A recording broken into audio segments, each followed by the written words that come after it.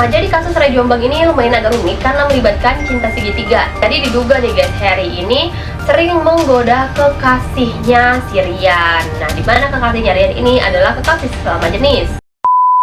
Hai semuanya, welcome back dan terima kasih buat kalian udah klik video ini. Kali ini aku bakal ngebahas tentang sebuah penghilangan nyawa di Indonesia. Seperti yang kita tahu nih guys, banyak banget kayak kasus penghilangan nyawa yang biasa disebut dengan serial killer. Kayak pembunuhan berantai Jack the Ripper, Ted Bundy, yang bahkan kalau misalnya kalian tahu nih kasus Jack the Ripper sampai saat ini, orang itu nggak ada yang tahu itu siapa pelakunya. Tetapi Jack the Ripper sama Ted Bundy ini kan adalah serial killer yang berasal dari luar negeri. Tapi ternyata nggak cuma di luar negeri, di Indonesia pun khususnya banyak banget kayak kasus serial killer yang bahkan kayak wow gitu. Makanya sekarang aku pengen ngeliatin sama kalian beberapa kasus penghilangan nyawa yang ada di Indonesia, di mana pembunuhan berantai kali ini disertai mutilasi yang banyak banget motifnya, mulai dari asmara, ekonomi, pedofilia, dan bahkan untuk menyempurnakan ilmu-ilmu hitamnya. Jadi kali ini aku sudah merangkum beberapa kasus mutilasi yang terkenal di Indonesia. Dan siapakah saja orangnya? Kita langsung masuk aja ke videonya. Nah, yang pertama ada Ahmad Suraji. Beberapa waktu lalu aku sempat ngebahas tentang kasusnya Ahmad Suraji. Nanti linknya aku bakal sertain di description box. Dimana Ahmad Suraji ini terkenal, dia itu adalah seorang dukun yang biasa disapa dukun AS. Dimana pas saat persidangannya dia pada waktu itu tuh heboh banget.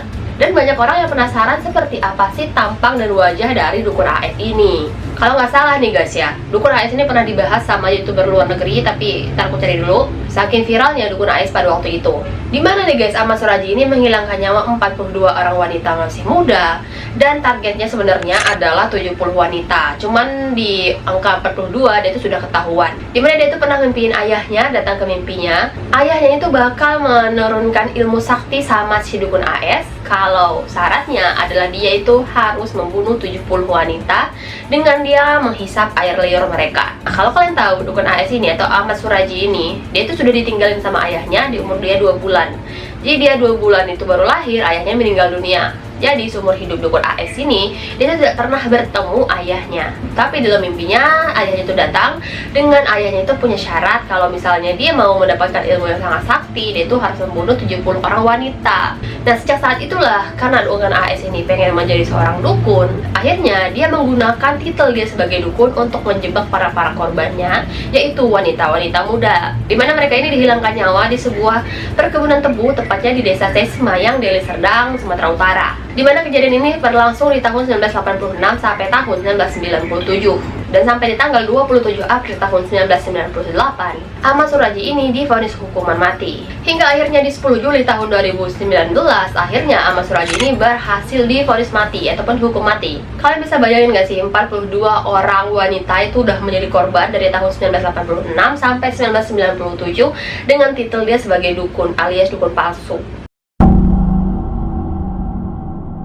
Dan selanjutnya adalah kasus Ray Jombang. Nah, Ray Jombang ini bernama lengkap yaitu Ferry Idham Henyansah. Ini adalah sebuah kasus penghilangan nyawa paling menggemparkan di Indonesia. Dan bahkan kasus ini dinamai dengan Ray Jombang karena si Harry ini berasal dari Jombang, Jawa Timur. Dimana Ray Jombang ini menjadi pelaku penghilangan nyawa 11 orang korban dari tahun 2006 sampai tahun 2008. Dimana pada tanggal 12 Juli tahun 2008 ditemukan seorang korban bernama Harry Santoso di dekat kebun binatang Ragunan, Jakarta Selatan. Nah, jadi kasus Ray Jombang ini lumayan agak rumit karena melibatkan cinta segitiga. Harry ini merupakan seorang manajer dari sebuah perusahaan swasta. Dia dibunuh oleh Ryan karena Ryan ini merasa cemburu. Jadi diduga nih guys, Harry ini sering menggoda kekasihnya si Ryan. Nah, dimana kekasihnya Ryan ini adalah kekasih sesama jenis yang bernama Noval. Setelah menghilangkan nyawa Harry, tepatnya di apartemen Margonda, Depok, dimana Ryan ini langsung memotong-motong bagian tubuhnya Harry dan langsung dibawa ataupun dibuang di daerah Jakarta. Nah, kemudian setelah Harry ini berhasil dihilangkan nyawanya, nah Ryan Jombang ini mengambil ATM-nya Harry dan dia gunakan untuk berfoya-foya. Nah, dari situlah polisi ini bisa melacak keberadaannya si Ryan. Nah, setelah penangkapannya si Ryan Jombang, nah Ryan ini mengaku bahwa dia itu sudah menghilangkan nyawa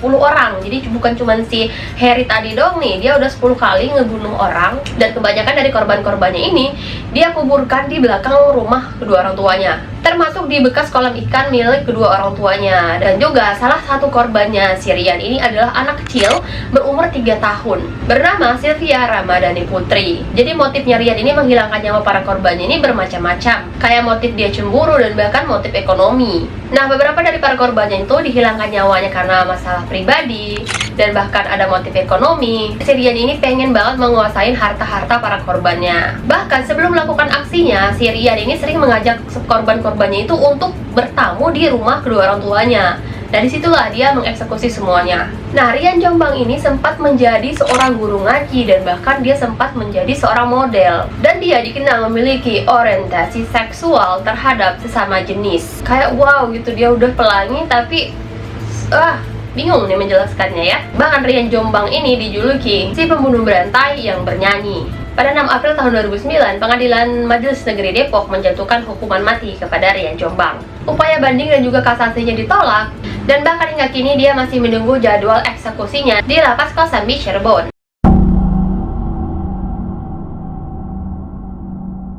Dan selanjutnya ada dukun Usep bernama Tubagus Yusuf Maulana. Dia adalah seorang dukun palsu yang katanya dia itu bisa menggandakan uang bernama Banggai. Di mana kasus ini mengguncang Indonesia pada tahun 2007 karena melibatkan pembunuhan berantai 8 orang, tepatnya di Lebak, Banten. Kalau masalah-masalah dukun kayak gini tuh banyak banget ya. Tetapi kenapa sih banyak orang yang percaya ya sama dukun yang bisa menggandakan uang kayak gitu? Padahal dia tuh dukun gak ada kaya juga gitu. Pada bulan Mei dan Juli tahun 2007, nah, Usep ini meracuni 8 korbannya dengan cara minuman mereka ini dicampur dengan racun tikus. 5 korban pertama Usep yang bernama Oon, Salikun, Yude, Umron, dan juga Imik Zamzani. Dan mereka ini dikubur di sebuah hutan, tepatnya di Kampung Cipajar, Cileles, Lebak, Banten. Selanjutnya, 2 bulan kemudian, tepatnya di tanggal 19 Juli tahun 2007, 3 korban lainnya yaitu Anto, Samali, dan juga Nasrun. Nah, mereka bertiga juga dikubur di sebuah hutan tapi berbeda tempat nih. Jadi mereka ini dikubur di Kampung Ciburui, Cileles, Lebak, Banten. Dimana nih guys, Usep ini mengaku sebagai dukun yang bisa menggandakan uang. Jadi dia itu meyakinkan para korbannya untuk menyerahkan uang agar uangnya nanti bisa dilipat gandakan. Namun alih-alih mendapatkan uang berlipat ganda, malah para korbannya ini diracun bahkan sampai dimutilasi. Hingga pada 18 Juli tahun 2008, eksekusi dilakukan oleh Regu Tembak Brimob, tepatnya di Hutan Cimarga, Kabupaten Lebak, Banten. Kemudian jenazahnya dibawa ke rumah kedua orang tuanya, tepatnya di Kampung Cikareo, Kecamatan Cileles, Lebak, Banten. Selanjutnya ada Siswanto Robot Gedek.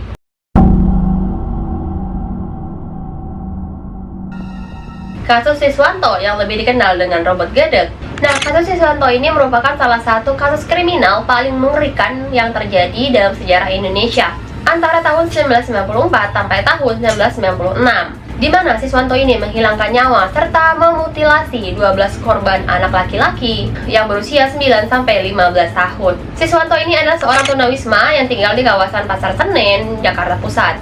Dia tuh dijuluki Robot Gedek karena kebiasaannya dia tuh menggelengkan kepala tanpa sebab. Jadi kayak gini bukan sih atau gini? Nice. Nggak tahu deh. Jadi gerakan dia itu menyerupai gerakan robot. Dia memiliki postur tubuh yang pendek, kurus, di mana julukan ini juga mencerminkan karena sifatnya yang dingin dan tidak berperasaan saat melakukan eksekusinya. Di mana Siswanto ini mengincar anak-anak berusia 12 tahun ini dengan cara Siswanto ini bakal mengajak para korbannya untuk diberikan makan dan bahkan diberikan tempat tinggal. Lalu dia bakal menjodomi dan bahkan sampai ngebunuh mereka. Setelah itu dia bakal menghilangkan nyawa para korbannya, dipotong-potong, dan bagian organ dalam mereka itu dibuang. Dan dalam beberapa kasus, beberapa korbannya itu sampai diminum darahnya. Dan pada saat itu Siswanto setelah meminum darah para korbannya, dia mengaku merasa lebih segar dan lebih sehat. Setelah serangkaian pembunuhan itu dilakukan, akhirnya dia tertangkap juga sama pihak polisi. Tepatnya di tanggal 27 Juli tahun 1996, tepatnya di stasiun kereta api Tegal. Dia mengaku bahwa dia itu sudah menghilangkan nyawa 12 anak laki-laki. 8 orang korban ditemukan di Jakarta, sisanya berada di Pekalongan dan juga Kroya. Pada tanggal 21 Mei tahun 1997, Pengadilan Negeri Jakarta Pusat menjatuhkan hukuman mati, dan sebelum eksekusi dilakukan, Siswanto ini keburu meninggal dunia karena serangan jantung. Tepatnya tanggal 26 Maret tahun 2007, tepatnya di Nusa Kambangan. Ih, sumpah nggak seru banget nih, belum juga ditembak mati tapi dia udah meninggal duluan gitu. Dalam persidangannya Siswanto, Baikuni alias Babe, dia juga menjadi saksi dalam persidangan tersebut. Yang dimana si Babe alias Bekuni ini juga dikenal sebagai pembunuh berantai. Dan pada saat itu juga si Babe alias Bekuni ini dia bahkan menjadi saksi kunci loh. Namun pada tahun 2010 nih terungkap beberapa korban ternyata bukanlah korbannya Siswanto. Dan mungkin pada saat itu banyak yang berpikir bahwa sebagian korbannya itu adalah punyanya si Bekuni. Akibatnya dalam hal itu guys memunculkan beberapa dugaan bahwa adanya kesalahan dalam putusan hukum terhadap Siswanto. Namun kasus ini tidak bisa dibuka kembali karena Siswanto sudah meninggal dunia. Nah selanjutnya kita masuk ke kasusnya Babe alias Bekuni.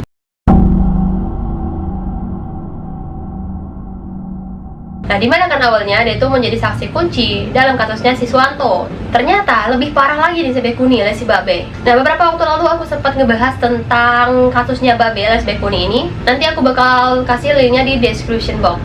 Bekuni alias Babe dia itu menghilangkan nyawa 14 orang anak laki-laki berusia 4-14 tahun. Bekuni lahir pada 6 September 1961.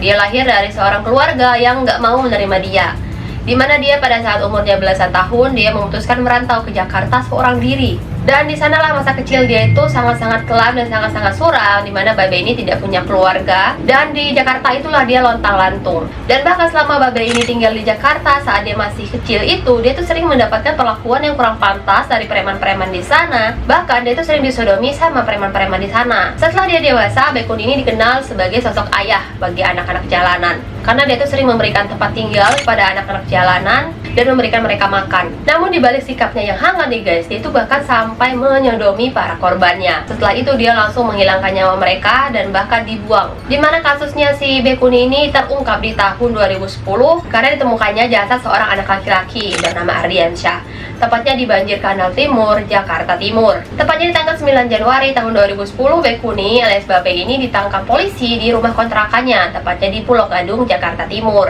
Bahkan dalam penyelidikannya itu dia bilang kalau dia itu sudah menghilangkan nyawa 14 orang anak laki-laki, dan bahkan kebanyakan dari mereka ini sebelum dihilangkan nyawanya disodomi dulu. Hingga pada 6 Oktober tahun 2010, Bekuni ini dijatuhi hukuman seumur hidup. Namun setelah banding, Pengadilan Tinggi Jakarta mengubah hukumannya si Bekuni yang dari seumur hidup menjadi hukuman mati. Nah, gimana menurut kalian guys? Kalian bisa tulis di kolom komentar.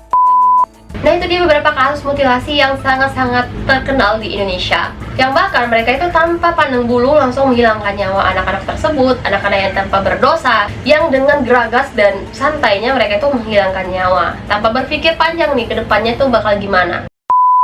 Nah guys, sampai di sini aja video kali ini. Dan kalau misalnya kalian suka bisa klik like, komen, dan juga subscribe-nya di bawah. Dan kalau ada kritik dan sarannya boleh tulis di kolom komentar dan aku baca semua kok. Dan sampai ketemu lagi di video aku berikutnya. See you di next video. Bye bye.